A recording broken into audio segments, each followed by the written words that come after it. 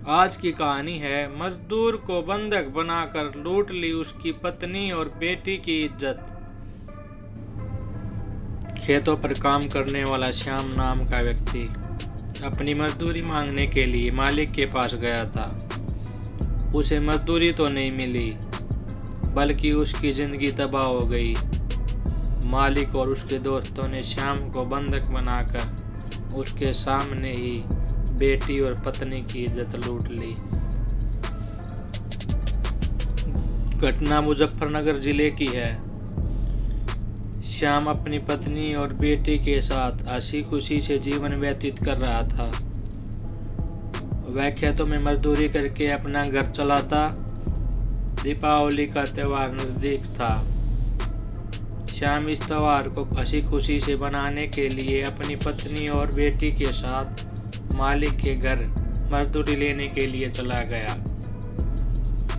उसने सोचा था कि वह मालिक से मजदूरी लेकर सीधा बाजार चला जाएगा और वहां से दीपावली का सामान खरीद लाएगा। जब श्याम मालिक के घर पहुंचा तो मालिक और उसके दोस्त पार्टी कर रहे थे।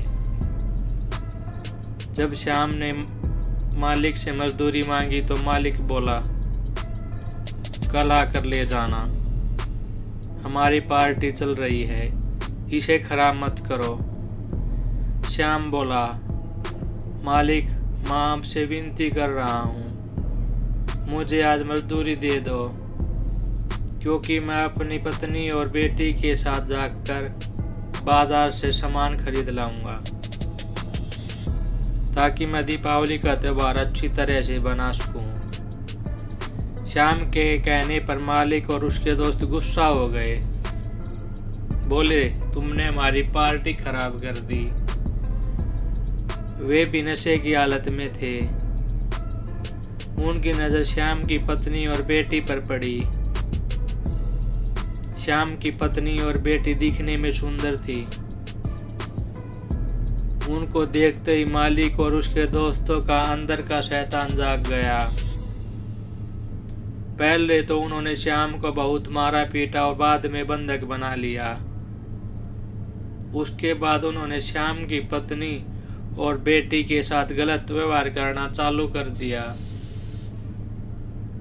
उन्होंने श्याम की पत्नी और बेटी के कपड़े फाड़ दिए और बिल्कुल निवस्त्र कर दिया। फिर वे बारी बारी से उसकी पत्नी और बेटी के साथ श्याम की आंखों के सामने बलात्कार करते रहे। वे 2-3 घंटों तक अपनी हवस पूरी करते रहे। जब उनकी हवस पूरी हो गई तब उन्होंने श्याम और उसके परिवार को छोड़ दिया और बोले, अगर तुमने यह बात किसी को बताई तो वे तुम्हें और तुम्हारी पत्नी बेटी को जान से मार देंगे। श्याम अंदर से बिल्कुल टूट चुका था।